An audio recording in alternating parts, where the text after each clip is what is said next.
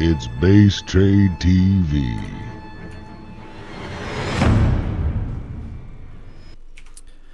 Welcome back to another WCS qualifier match. This is a best of 3. It's fresh and it's brand new between a Terran and a Protoss. Who those two might be? Well, let's get to introductions. Spawning in the top left corner of the map, playing for Mouse Sports. It's going to be the young German hero known as HeroMarine. And his opponent to the lower right, hailing from Millennium. Probably the only Protoss player who I could describe as just not given an F. I'll explain more on that in a sec. It's going to be Adelscott. Now, what I really like about Adelscott's playstyle, and this just seems to be true, like whether it's Wings of Liberty, Heart of the Swarm, whether it's a Korean, a North American, another European, Adelscott just doesn't give a gosh darn. He plays the same strong style every single time. If he's going to all-in you, it's not going to be based off of the fact that maybe you're a European who's weak and can't hold it. It's going to be because he wanted to in the first place. This guy takes no guff from anybody, and sometimes that even extends to the admins. But HeroMarine, also a very talented player, young, German. He's probably one of the youngest players to have caught my eye. There's a lot younger players than him in StarCraft 2. Like Raynor on My Insanity, I think is like 13, 12 years old, something like that. But HeroMarine, there was a moment that really, like, you know, there's some, I can't say this for everybody, but there are these players who have got these moments that made me go like, oh, I like this guy. And for HeroMarine was back on Star Station. I can't remember if I believe it was against Vortex. It was some really high profile Zerg player, but he had Banelings rolling into the third, and HeroMarine, not only did he like keep the SCVs barely alive behind the mineral line when anyone else in the world probably would have let them die, but he also hot pickups them literally at the last second as the Banelings are within melee range. He picks up what is like 20 SCVs and saves them, and he goes on to win that game. And at that moment I was like, wow, this guy is good. Then I learned like 10 minutes later he's like 15, and I'm like, what the hell? He's so good at this game. He's so young. It's a prodigy, I mean. Either way, I think this will be a pretty good series. TVP is one that's been kind of scoffed at. Both sides of the coin have been expressing OP delusions of I hate you, so to speak. There's, of course, the Protoss players who think Terran are too good, and there's the Terran players who think Protoss are too good. But what's interesting about this matchup is these are the two players I've never really heard whine about them. I watch HeroMarine stream from time to time, and, you know, when you lose a game, you always blame whatever you can, but, you know, there's no just straight up, oh my god, Protoss, I'm German, I'm HeroMarine. That's a terrible impression. He's so awesome. He's so manner. And Adelscott, despite the fact that he's kind of, again, like that player just doesn't care about who you are. He's going to fight you hard. I've never heard him express sentiments towards Terran. So I think in this matchup, we already have like that really healthy mentality. So we're going to get a pretty good series out of these two. I really hope this goes to the late games too, for all games. Like, I want to see Game of 3. I want to see Macro. I want to see Drops. I want to see the Colossus. I want to see this get messy. But Adelscott took the early expansion. I'm sitting here like talking the whole time, waiting for that Stargate to come down. But you know, even the Cybercore, it's just not leading to any tech just yet, which I guess is kind of good for here Adelscott because the Reaper won't scout anything. But you know, already seeing the expansion is kind of a big tell. There's not a lot of builds that. There's only like one build that all ends after this, so you would have already seen the Twilight Council down when he went in for that first scout. And that's why, by the way, he did go so deep with that scout. Your forces are under attack. As for introductions, guys, I hear you. I said it earlier today. I'll reiterate it now real quick. I've got the maps. Flamga's been working with me. We've got the maps pre-made for the new map introductions, but we haven't recorded any yet because King Sejong Station is still buggy. So the sort of blanket base trade TV intro, I just figure is a little bit more fun to watch than, say, a load screen and listen to me be more awkward. So that's why we're blanketing with it. But yeah, the goal is for that other one to be like kind of an intro and an outro to things when we can. But don't worry, guys, I haven't forgotten. I'm not getting lazy. We've just been casting so much. We've been so busy, both of us in our lives, that we haven't had time to work on the new intros just yet. But it is a priority. Don't worry. We haven't forgotten. At any rate, HeroMarine, unfortunately, just being shut out of this base pretty hard. Is there no... I guess there's no second way to get up here on this spawn location, so that'll work out kind of nicely for him. Cross spawns are a bit fickle, of course, but with the Robo finishing up and still no Twilight Council, I'm kind of smelling this going towards the Colossus tech. But usually if you go for that Colossus tech, you'll have Blink associated with it. I guess there are some builds that go for the faster Colossus, just in general, naked, and that's fine. But there's no way Adelscott goes into the late game with Robotech and no Blink to back it up. Actually, this Reaper's still alive, by the way. Oh my god. Should be called Hero Reaper. He gets so much scouting off this game. I mean, he didn't see anything out the back, but there's nothing to reveal the back. Seeing the robot at the top, though, is kind of huge. Another gateway is going to come down. That's actually going to be 1, 2, 3, 4. Okay, so nothing too crazy and all in yet. 4 gateways, Mothership Core, and an Immortal is going to be the perfect defense against anything that could come early. HeroMarine, of course, is going to be trying to force an overcharge with this attack. The idea is if he can kill some things, great, but if he can't, at least get the overcharge before heading back. That's going to be awkward. High ground vision is a funny thing. And Custom Shell's already finished up, actually, so it looks like he's going to be able to pick a couple more stalkers off if they keep going through the middle of the map, but he's not going to see the probe? Oh, no way. No way. This Marine, what are you doing? Alright. I thought he was going to go segment off to the right. Not going to catch that probe. More gateways did get slapped down behind this guy, bringing Adelscott up to a total of 5, I think, so it's still not enough to really just do this crazy LN versus a Terran player, but it's going to be able to do a lot of damage to this push, and I think he may be able to push this back without burning an overcharge, but an overcharge wouldn't be bad because he's got float energy on the Mothership Core anyways. So I think forcing a fight might be really scary. Pop the overcharge, force field, force field, force field. Keep HeroMarine in the fight. Yeah, so he's not going to be able to force the overcharge like he wanted to. On the retreat is a little bit scary because let's not forget these units are going to move a little bit faster to chase him down. Pylon established on the other side of the map. It looks like Adelscott's ready to go for a bust. More bunkers are coming down, but even if you get a lot of bunkers down, the problem is that the Immortals just tear them apart so easily, so quickly. Not to mention Stalkers, Zealots, Force Fields can go down to keep the SCVs from repairing. This is actually looking really scary for HeroMarine, guys. His medevacs are not yet available. Stim's so close to finishing. Coming down here towards the south. He's got this flank set up, which could be really cool.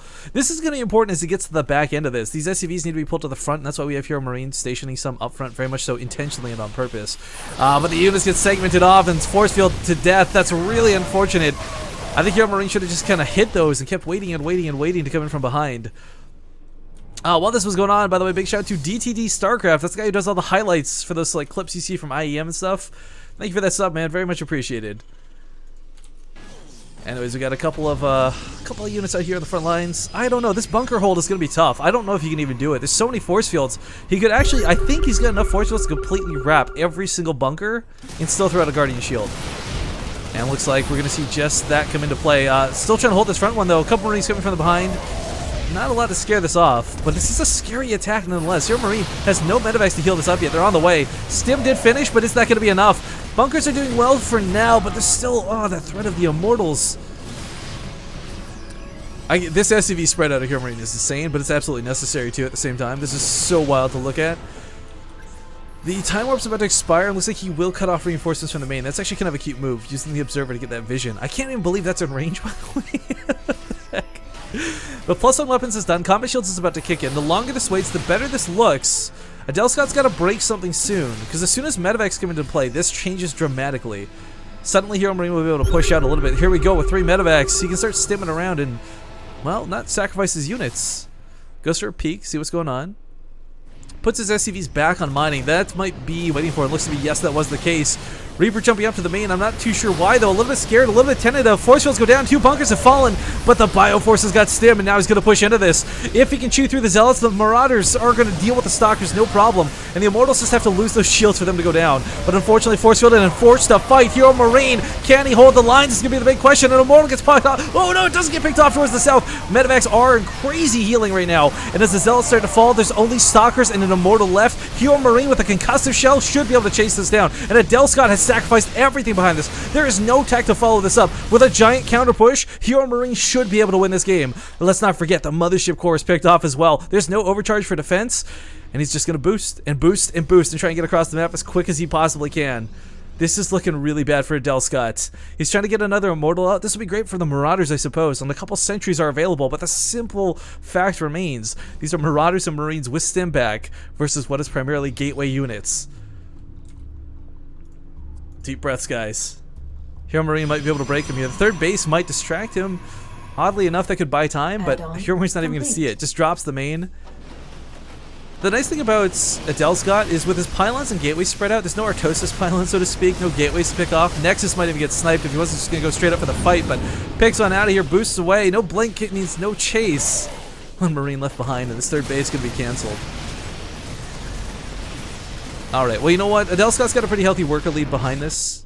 That hold was so good out of HeroMarine, and there's no way to classify him as anything but in a good spot this game. However, as we just saw, he doesn't quite have the pushing power to end it. No Colossus in play, no Immortals either. He's kind of on this clock where I think a giant push, gather your forces.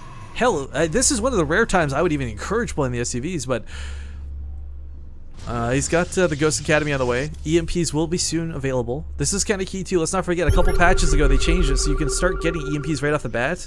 Kind of the built-in energy upgrade, so you don't have to worry about anything else. But this is I don't know. Not a lot's gonna happen here. Just gonna push across the map.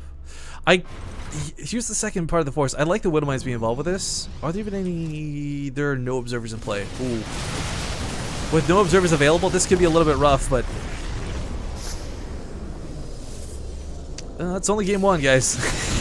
That's what's so crazy and awesome about TVP. It's really back and forth if done correctly. No ghost in his army means no free EMPs, means no way to deal with the Zealots, but he takes them out so quickly. Anyways, that +1 weapons versus no armor upgrades looks really good. And HeroMarine can always lift up some of these units to try and retreat out if he wants to. However, the medevac's getting dry, means the Marauders don't have a lot of healing capabilities left. He gets the Observer with the splash damage on the Widowmine! Only once in a blue moon do you see the Widowmine hit the Stalker and kill an Observer at the same time. That's really unfortunate. So we see another one being chronoed out immediately. Obviously would have loved to have kept making Immortals, but a third base taken behind this, and Adelscott, you know, he's still going for raw power, and it's working for now, but he needs to get upgrades going. HeroMarine's coming up on level 2 weapons, and level 2 weapons versus 0 armor Zealots. Normally we watch Zealots never die, but that's not going to be the case. There'll be Ghost to strip the EMPs. He's even going for personal cloaking by the looks of it. And let's not forget all the Widowmines that provide a ton of splash damage. Not to mention Widowmines also strip shields basically like an EMP if they can go off in the correct order.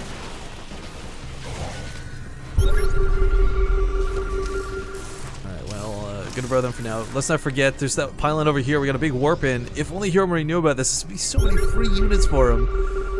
He is scanning around relentlessly though, trying to see what's going on. One medevac coming towards the main is going to be full of 4 Marauders, so you can pick up some pylons here pretty easily. You typically don't go focus on Nexus with this, but you can if your opponent lets you.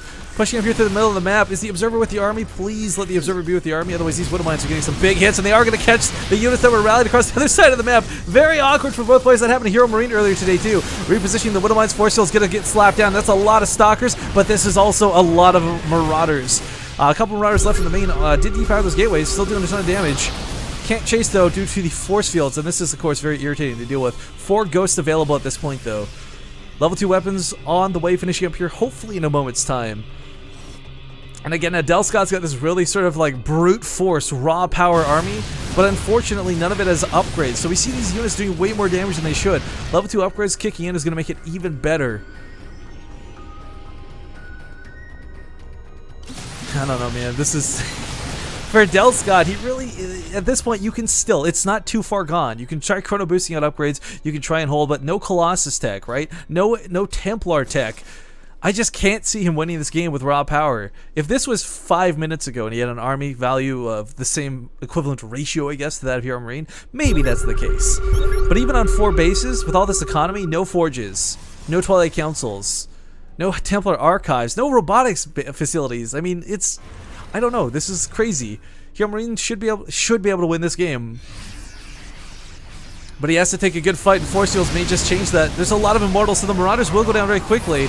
Ghost's gonna get some blanket EMPs off though. As he strips away the hardened shields, the Immortals will fall down pretty quick. Trying to get those last couple EMPs on top of the sentries as well. Take away that energy. Gonna kite back on top of the Widowmines. Can they get the Zealots? Looks like they will get a couple good hits off, but there's still a lot of Marauders and still a lot of Stalkers to go through for both sides. Wrapping around the south side though, gets on top of this. Finally the Immortals have fallen. GG finally called, taps out GG. Well played. HeroMarine will take game number 1, ladies and gentlemen.